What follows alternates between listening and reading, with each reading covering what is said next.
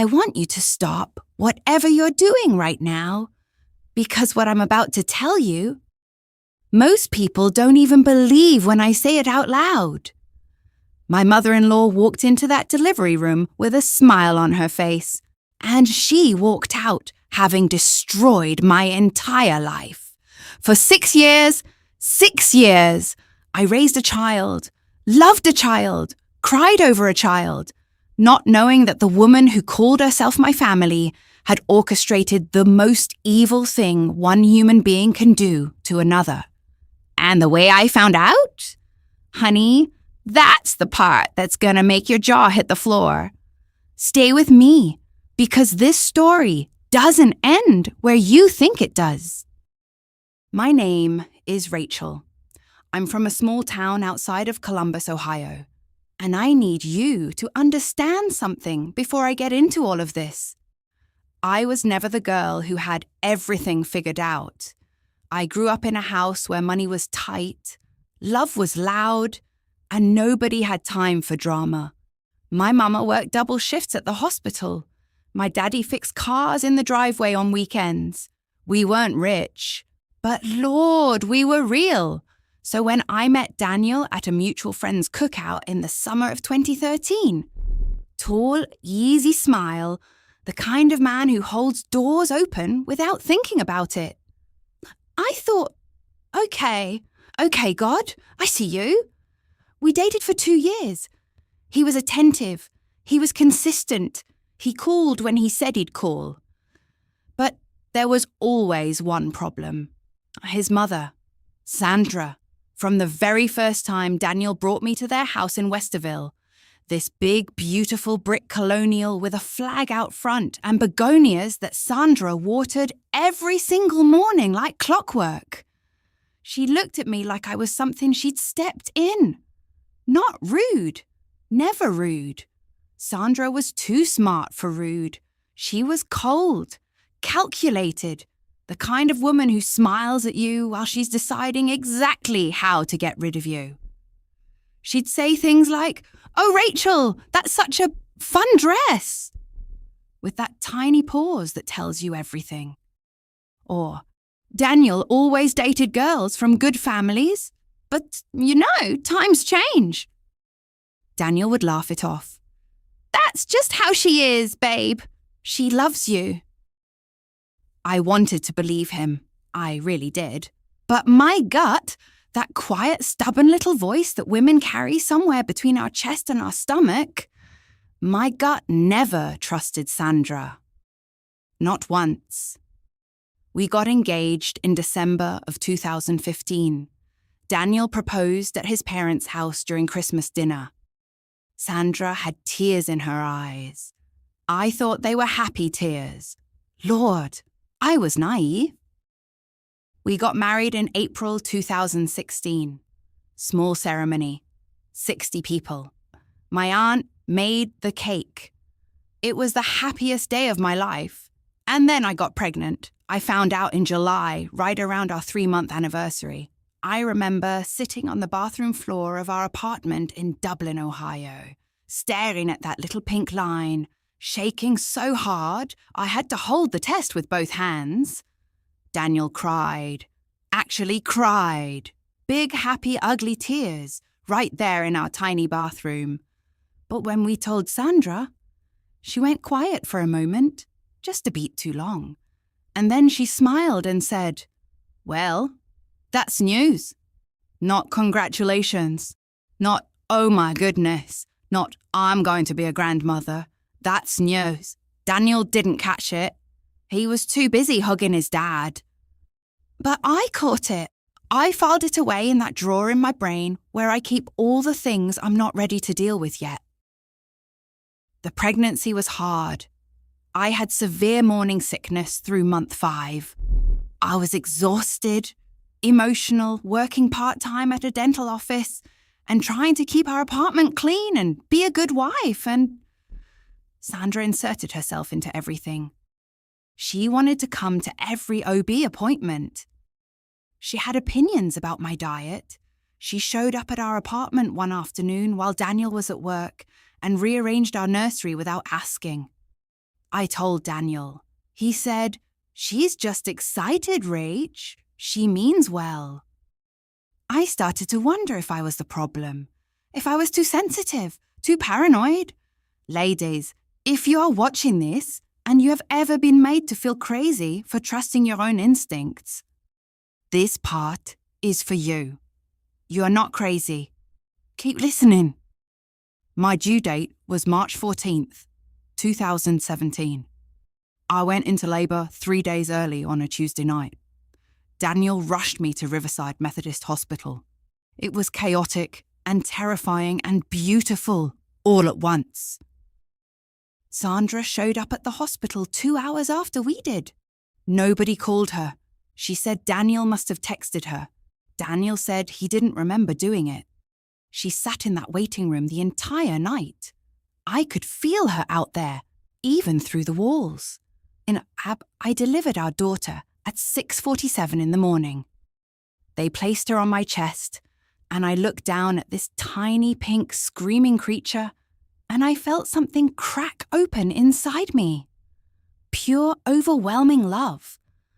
The kind that rewires you permanently. We named her Lily. And for about 48 hours, everything was perfect. We brought Lily home on a Thursday. By the following Monday, Sandra had a key to our house. I still don't know exactly how that happened. She was there every day, sometimes before I woke up. I'd come downstairs in the morning and she'd already be in the kitchen holding Lily with coffee made like she lived there. I was exhausted. I was healing. I told myself it was fine. It was help. I needed help. But something nagged at me about Lily.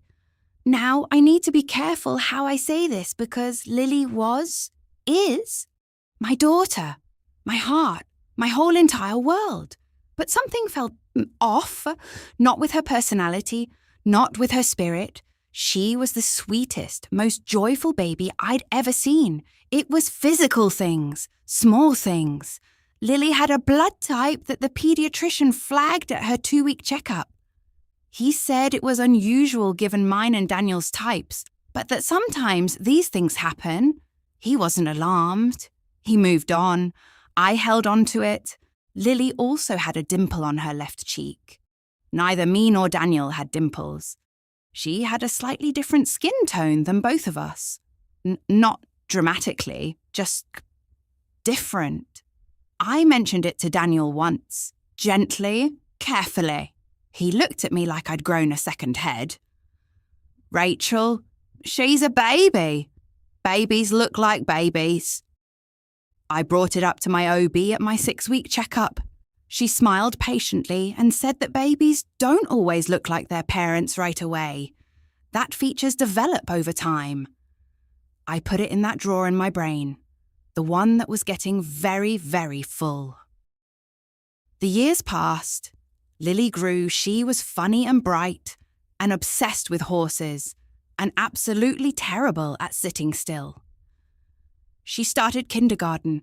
She made friends. She got a little gap between her front teeth that the dentist said was adorable. And the older she got, the more that drawer in my brain rattled. Because Lily looked nothing like Daniel. She looked nothing like me. She looked, and this is the thing that I could not say out loud, not even to myself, not for years, she looked a little bit like Sandra's sister's daughter, a woman I'd met twice at family reunions. I pushed it down. I was a good mother. I was a loving wife. I went to Lily's school plays and made her Halloween costumes and helped her build a birdhouse for a science project. And I loved her fiercely, completely, without question. But the drawer wouldn't stay closed forever.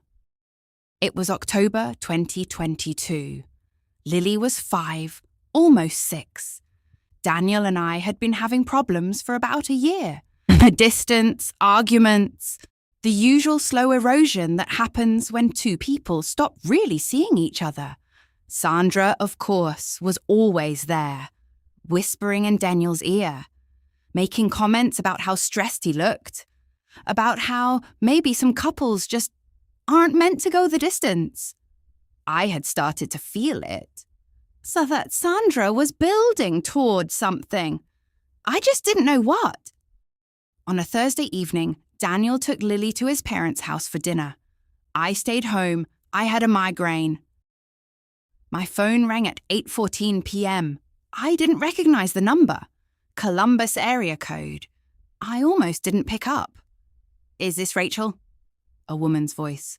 Nervous, older. "Yes. Who is this?" Long pause. "My name is Donna. I was a labour and delivery nurse at Riverside Methodist. I worked there from 2010 to 2018. My heart started beating faster. I don't know why. Some part of me already knew. "I've been trying to decide whether to call you for about 2 years," she said, "and I can't keep this on my conscience anymore. I have a granddaughter now, and I can't." "What are you talking about?" My voice sounded far away, like it was coming from someone else, as she told me. That night in March 2017, the night I delivered Lily, there had been 2 deliveries happening near simultaneously on the maternity ward. 2 baby girls, both born within 40 minutes of each other. She told me that Sandra had been in the hallway outside the nursery, that she'd spoken to one of the staff members, a younger nurse, a friend of Sandra's from church. She told me that the babies had been moved, switched, deliberately. I don't remember the next few minutes. I genuinely don't. I remember sliding down the wall in my kitchen and sitting on the cold tile floor, and the phone being in my hand and not being able to form a single word. When I came back to myself, Donna was still on the line, saying my name softly. "I know this is a lot. I kept records. I have documentation. I was too scared to come forward back then. I'm so sorry. I am so sorry." I asked her one question. Just one. "Does Sandra know whose baby I've been raising?" Silence. Then, "Yes, she always knew." "I want you to think about something for a second." 6 years. Lily's first word, mama. Her first steps. The night she had a fever of 103, and I slept on the floor of her room because I couldn't bear to be more than 2 feet away from her. 6 years of a love so complete, so cellular, so absolutely bone deep that the idea of it being built on a lie almost destroyed me. Almost. I called my sister first, then a lawyer, then, and this is important, I did not call Daniel because I needed to know how much he knew. The DNA test came back 11 days later. Lily was not biologically mine or Daniel's. There was a little girl out there, 6 years old, in a town 40 minutes away, who shared my DNA, who had been raised by another family entirely. A family who, as I would later learn, had no idea either. The other family's name was the Hendersons. Tara Henderson was a single mum who had been told her daughter Emma had a different father than she'd expected. She'd spent years confused and quietly heartbroken. Neither of us knew. Sandra knew. When I confronted Sandra, and yes, I confronted her with my lawyer on the phone, and Daniel sitting right there in that living room with his mother's begonias in the window, she didn't even try to fully deny it. She said, and I will never forget these words as long as I live, "I did what I had to do to protect my son from a mistake." That's what she called me. A mistake. That's what she called our marriage, our family, 6 years of my life. Daniel sat there and wept. He said he didn't know. The investigation later confirmed he didn't. Sandra had acted alone with the help of her church friend who lost her nursing license and faced criminal charges. Sandra was arrested 4 months after my phone call from Donna. She faced charges of criminal child endangerment and fraud. The case went on for over a year. I won't give you all the legal details because, frankly, watching Sandra's carefully constructed life crumble in that courtroom was both satisfying and devastating in ways I still don't have words for. Here is what I will tell you. Lily is still my daughter. We sat down with her, carefully, with a child therapist, age appropriately, and we told her as much as she needed to know. She cried. I cried. She asked if she was still mine. I told her she would be mine until my last breath, and then some. She wiped her face with the back of her hand. That thing she's always done, that exact gesture. And she said, "Okay, can we get pancakes?" She is the strongest person I have ever met. Tara Henderson and I have met 3 times now. We cried together the first time. Deep, ugly, healing cries. Emma and Lily know about each other. We're figuring it out slowly, carefully, on the kids' terms. Daniel and I are separated, not because I stopped loving him, but because too much had broken. We co-parent Lily together, and we are doing our absolute best. And me, I wake up every morning and I make Lily's lunch, and I help her with her reading homework, and I watch her laugh at her own jokes. And I think about Sandra sitting in that beautiful house with her begonias. And I think, you did not win. You thought you could erase me. You thought I was a mistake. But that little girl calls me Mama. And there is not a single thing on this earth you can do about that. If you are a mother watching this, then hug your babies tonight. If you are a woman who has ever been told her instincts were wrong, they weren't. And if you have ever been made to feel like you don't belong in a family that you built with your own 2 hands, you belong. Don't let anyone tell you otherwise. I'm Rachel, and this is my messy truth. If this story hits you, share it with someone who needs to hear it.